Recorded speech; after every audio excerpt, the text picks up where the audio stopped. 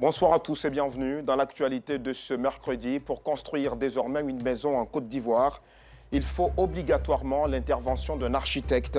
Depuis le début de l'année, ce sont 42 habitations à risque démolies à Abidjan contre 51 en 2021.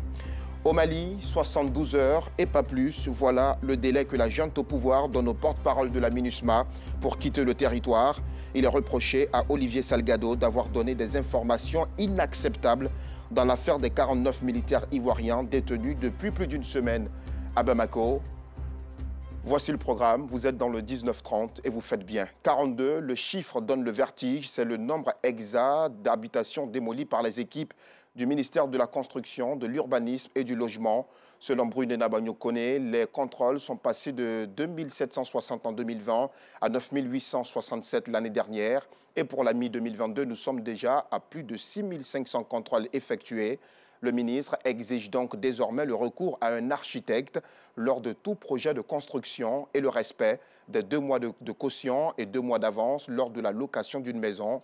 Les contrevenants à ces mesures, l'assurent-ils, devront être dénoncés auprès des services du ministère de la Construction, de l'Urbanisme et du Logement. De la construction, intéressons-nous à présent à la filière bétail. Les marchands de bétail de Côte d'Ivoire unissent leurs forces. Ils sont désormais organisés en union nationale avec des objectifs clairs en ligne de mire, l'interprofession et le grand groupement des 3 collèges que compte la filière bétail du pays. Tout cela pour favoriser une meilleure réorganisation et lancer les germes d'un lendemain meilleur. Bintou Pekele. Cette union régionale, 2 sociétés et plusieurs coopératives de marchands de bétail entendent assainir leur secteur d'activité en vue de le rendre professionnel. Ces groupements de personnes venues de l'intérieur et des différentes communes du district d'Abidjan forment aujourd'hui l'Union nationale des marchands de bétail de Côte d'Ivoire. La mission de cette union, structurer le secteur d'activité pour mieux rentabiliser. Je suis marchand de bétail depuis une vingtaine d'années. Le constat que j'ai fait, c'est la non-structuration de la filière, ce qui entraîne beaucoup de pertes, beaucoup de dégâts. Aujourd'hui, nous n'avons pas de traçabilité au niveau financier, nous n'avons pas de traçabilité au niveau des animaux. Les marchands de bétail, je peux dire que travaillent à perte, puisque du jour au lendemain, on peut perdre tout ce qu'on a. Rien que la structuration peut nous aider. Donc c'est dans ce sens que petit à petit, je suis sensibilisé qu'aujourd'hui, nous sommes arrivés à ce résultat-là. 100 articles constituent les statuts et règlements intérieurs de cette union, une carte d'identité de l'association conforme à la réforme de l'OADA, soutenue par le ministère des Ressources animales et halieutiques. Tous ceux qui sont commerçants ont intérêt à adhérer, n'est-ce pas, à cette union, parce que ça sera la représentation unique des marchands de Côte d'Ivoire et qui sera reconnue par l'État de Côte d'Ivoire au sein de l'interprofession. L'État a désormais un interlocuteur qu'on connaît le visage, qui parle au nom des marchands. On ne parlera plus dans le vide. Avec un capital de 6 millions de francs CFA, l'Union des marchands de bétail de Côte d'Ivoire, dont le siège social est situé à l'abattoir de Port-Boué, a une durée de vie de 99 ans. L'adhésion est volontaire et obligatoire. Et pour les élèves admis en classe de 6e et leurs parents qui nous suivent, sachez que l'affectation en ligne démarre ce mercredi 20 juillet à 23h59 et s'achèvera le samedi 6 août 2022 à la même heure. L'opération est simple, il vous suffit d'envoyer à l'aide d'un téléphone portable DOB par message au 99 91 et à suivre les instructions par le canal de tous les opérateurs de téléphonie mobile. Coût de l'opération, 200 francs CFA. Et cette excellente nouvelle pour les étudiants ivoiriens, 200 d'entre eux bénéficieront bientôt de bourses d'études pour la Turquie et d'autres pays européens. Mais avant de les obtenir, nos chers amis sont soumis à un concours de sélection, une initiative de Secret Corporate Consulting en collaboration avec les universités turques. Yacouba Koulibaly, Joël Gosset. Premier coup d'essai, un coup de maître. C'est le défi que comptent relever les 600 candidats bacheliers et étudiants soumis à un concours visant à obtenir 200 bourses d'études dans des universités européennes. Des bourses offertes par une structure internationale en collaboration avec des universités turques. Nous voulons apporter notre pierre à l'édifice. On veut pallier à cette problématique-là qui est liée au chômage et autres. Et nous voulons favoriser la promotion de la jeunesse à travers des formations que nous organisons. Ange Martial, étudiant en Master 1 d'anglais socio-linguistique, rejoint les candidats alignés en file indienne devant la salle de composition. Il doit affronter une preuve de culture générale et de mathématiques niveau première durant 45 minutes. Si le concours est sélectif, alors on va espérer. Donc la pression est plus ou moins mentale, il y a des psychologiques de voir compétir avec certaines personnes et puis bon, on n'est pas forcément le meilleur et on espère que ça puisse aller. Ils sont nombreux ces postulants qui subissent le stress de l'attente. C'est le cas d'Aminata, étudiante en sciences économiques et de gestion. Je suis un peu stressée tout parce que je ne sais pas vraiment quoi m'attendre tout, puisqu'il y a beaucoup de monde tout. Je ne savais même pas que j'aurais autant de monde comme ça, il y aura autant de monde ici. Mais comme tout on fait, tout est dans la main de Dieu. Les candidats affrontent des questions à choix multiples. Ils sont notés sur 100 en raison de 80 questions. Les résultats sont attendus dans 2 semaines. Le développement personnel n'est pas si facile que nous le pensons et en devenir expert ou coach requiert une solide connaissance. C'est ce qu'ont compris ces 13 candidats de la 3e promotion de l'école de coaching éthique. Après plusieurs mois de formation, seuls 9 d'entre eux obtiennent leur diplôme. C'était au cours d'un dîner gala dans la commune du Plateau. Le témoignage de Nou Sangaré et Parga Sorokone des Madongui. Ils ont fait le choix de devenir des coachs en développement. Ils le sont désormais après 6 mois de formation. 13 au départ, 9 parmi eux reçoivent aujourd'hui leur certificat. L'école dont nous avons reçu la formation nous a beaucoup appris sur ce qu'est la personnalité, de donner le meilleur de soi-même, etc. Ces impétrants ont eu droit à plusieurs modules de formation durant leur encadrement. Entre autres, l'histoire du coaching, le processus de l'accompagnement du coaching familial et de l'entrepreneuriat. Le coaching familial, le coaching en bien-être, le coaching scolaire, le coaching si vous voulez, des personnes qui désirent entreprendre. Vous savez que l'entrepreneuriat aujourd'hui est un facteur important vers lequel beaucoup d'Ivoiriens se tournent et il est important que justement ceux qui aspirent à l'entrepreneuriat soient coachés de la bonne façon pour avoir de meilleurs résultats. Marraine de cette cérémonie, Léa Tanoyao a exhorté ses nouveaux coachs au professionnalisme et à l'excellence en vue de redorer le blason de ce métier, le coaching. Ils doivent d'abord s'appuyer sur leurs acquis au cours de la formation et continuer d'apprendre avec les ouvrages qui leur ont été conseillés. Le tout, c'est de le faire et de le faire bien. Et de ne pas tout de suite chercher la récompense, parce que la récompense viendra certainement lorsqu'ils auront bien fait ce qu'ils avaient à faire. Ces nouveaux coachs qui ont reçu ce jour leur certificat de formation sont issus de la 3e promotion de l'école de coaching éthique. De quoi dire clairement que n'est pas coach qui veut, mais absolument qui le peut. Ladji Karamoko, un patriarche de la région du Béret et du district du Woroba, est fait ambassadeur de paix. Il a également reçu sa feuille de route lors d'une cérémonie organisée à Angré, dans la commune de Cocody. Son titre, lui, est décerné par la section Côte d'Ivoire de la Fédération pour la paix universelle. L'organisation œuvre pour la paix dans le monde. Le témoignage de Maïssa Kogei. Comme on a dit, c'est le bâtisseur.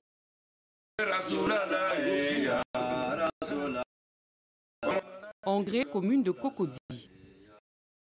Dans ces locaux que Ladji Karamoko a été fait ambassadeur de paix. Ce patriarche de la région du Béret et de tout le district du Woroba a obtenu la confiance des responsables de la Fédération pour la paix universelle section Côte d'Ivoire par son intégrité, sa sagesse et sa probité. Que ce grand homme, assis chez lui à la maison, prodiguait et continue à prodiguer des conseils à des hommes qu'il donne sans compter. Homme de paix très influent dans le district du Woroba, Ladji Karamoko va désormais promouvoir et cultiver la paix autour de lui, selon la mission à lui assignée. L'homme de paix qu'il est n'est plus à présenter. Nous faisons que confirmer et consacrer ce que vous savez, de sorte que l'homme de paix qu'il est soit reconnu désormais au plan mondial, car il fait partie désormais d'un réseau mondial. Merci à Dieu, merci au chairman et à ses collaborateurs qui sont venus ici nous honorer honorer tout le Béré et tout le Yoruba pour célébrer la paix. Cette cérémonie de distinction a pris fin sur une note de gaieté. Voilà une distinction qui nous rappelle assurément cette pensée du père fondateur, le président Félix Houphouët-Boigny. La paix n'est pas un vain mot, c'est un comportement. Du 8 au 14 août prochain, les Gaudiers se retrouveront à Fresco pour promouvoir leur culture autour du festival Zokba. Ce festival est un moment de retrouvailles pour 15 classes d'âge de génération. Ils feront montre de leur talent à travers des prestations de danse et des concours culinaires. Et pour ce grand rendez-vous, le comité d'organisation et les populations de cette zone côtière vivant à Abidjan ont donné un aperçu de ce qui attend les festivaliers. Suivons ensemble le reportage de Bintou Pekele. Damano Godé se prépare à faire la démonstration d'une danse traditionnelle de Fresco, une ville du sud-ouest du pays. Âgé de 75 ans, le septuagénaire veut transmettre ce savoir aux jeunes générations. C'est parce que j'ai vu nos parents danser et aujourd'hui, je suis un résultat. Il y en a beaucoup parmi eux qui ne savent pas le faire. Et je pense qu'à me voir danser, ceux qui seront les bons tricheurs arriveraient à esquisser dans le temps à venir de la même manière que moi. Nous sommes au lancement du festival Zokba dans la commune de Port-Boué, moment de retrouvailles pour 15 classes d'âge. Le festival Zokba, c'est la plus grande fête à Fresco, l'une des plus grandes fêtes, voilà, qui réunit toutes les générations à Fresco. Cette fête a lieu tous les 3 ans, voilà, à Koyeri. À leur côté, la génération Tchagba, une génération ébriée, venue leur apporter son soutien. Comme vous allez remarquer, la 012 du côté de Fresco, ce sont les personnes nées entre 70 et 72. Et quand vous regardez du côté d'Akwedo, ça correspond exactement à la classe d'âge. Alors donc, on a voulu faire ce jumelage pour que ces deux villages partagent des expériences. Cette cérémonie au centre pilote de Port-Boué est un avant-goût du grand rendez-vous qui aura lieu du 8 au 14 août prochain à Fresco. On a un grand nombre de ressortissants de la commune de Fresco, enfin du village de Fresco, surtout à Abidjan. Donc pour lancer ce genre d'événements, il faut d'abord commencer par Abidjan et interpeller tous nos ressortissants afin que tout le monde se retourne au village pendant les festivités. La mairie de Fresco qui soutient ce projet depuis plusieurs années ouvre vraiment les bras à tous les visiteurs à qui nous allons vraiment partager ce que nous avons de meilleur à Fresco pour que la fête soit une grande fête au profit de toute la communauté gaudier et des peuples qui vivent avec nous.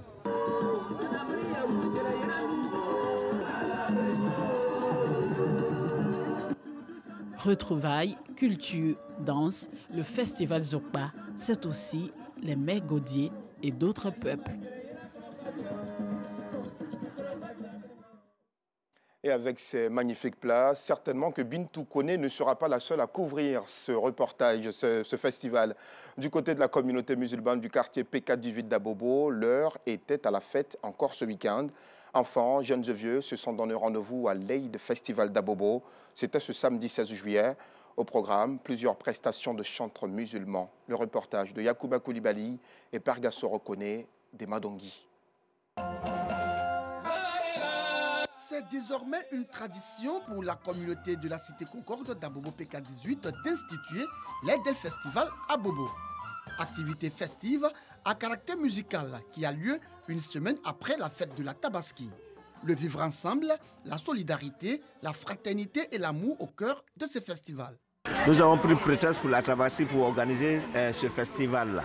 Non seulement pour égayer la population, mettre en exergue certains talents. Une initiative saluée par Khalil Bakongo Sissé, représentant le directeur général de la RTI, Fousseni Dambélé. Cette festivité-là, c'est pour tout simplement le rapprochement des Ivoiriens et puis la cohésion sociale. Je félicite la communauté de cette cité.